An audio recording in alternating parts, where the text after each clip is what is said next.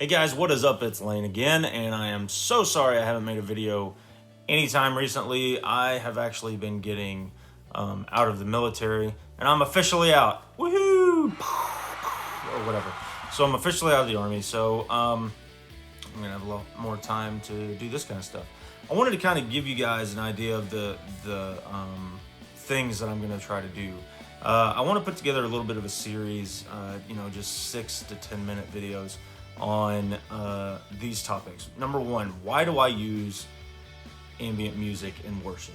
Now, I'm not talking like outer space, like creepy alien music. I'm talking like, a lot of, string heavy, acoustic guitar, reverb, a little bit of delay. That's what I'm talking about with ambient music.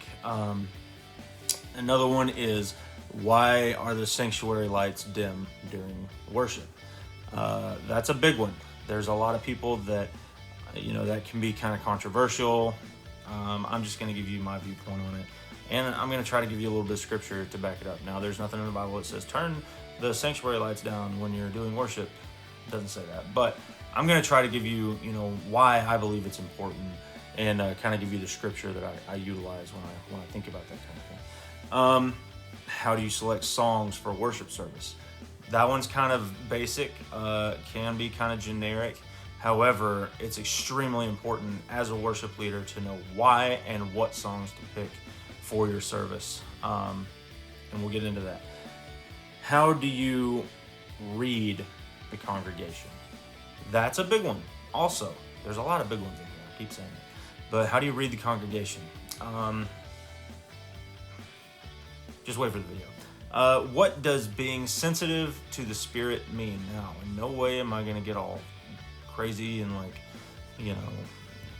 try to go off on a tangent about being sensitive to the Spirit, but it is highly important, especially as a worship leader, to be sensitive to the Spirit of God moving and allowing God to do what He's going to do through you as a vessel. That's literally all you and I are vessels. We are just... we have the ability, because God's given it to us, to be where we're at on the stage and leading the congregation, and you as a servant of God have to be sensitive to that.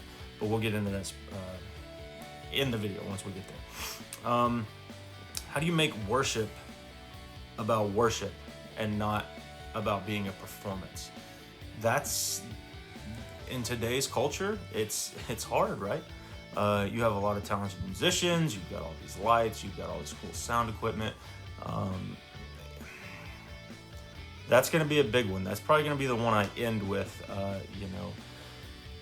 So just be ready for that one. But, there's a couple more. The songs you are singing aren't necessarily lining up biblically. What do you do then?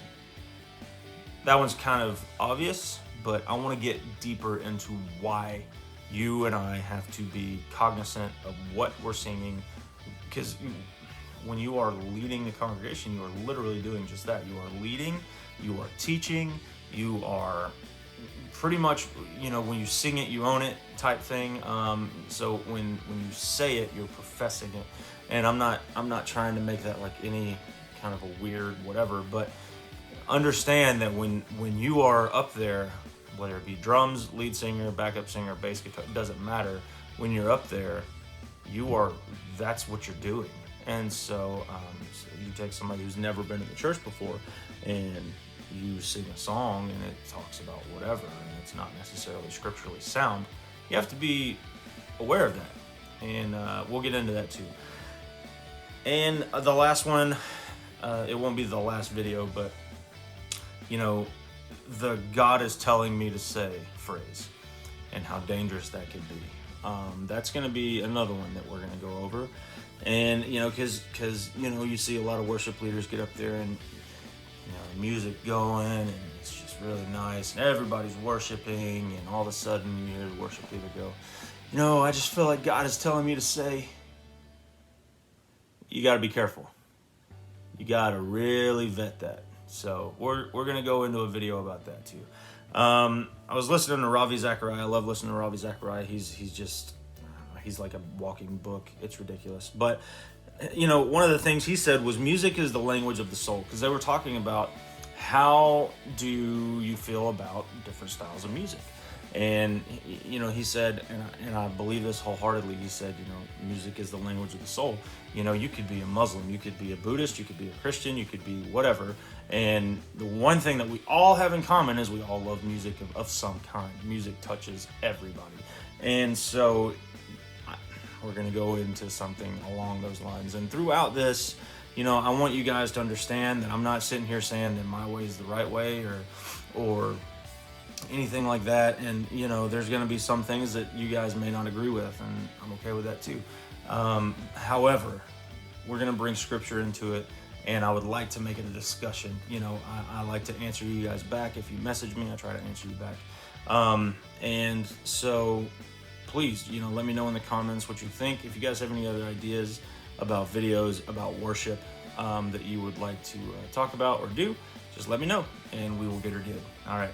God bless, guys. Love you. Praying for you. See you later.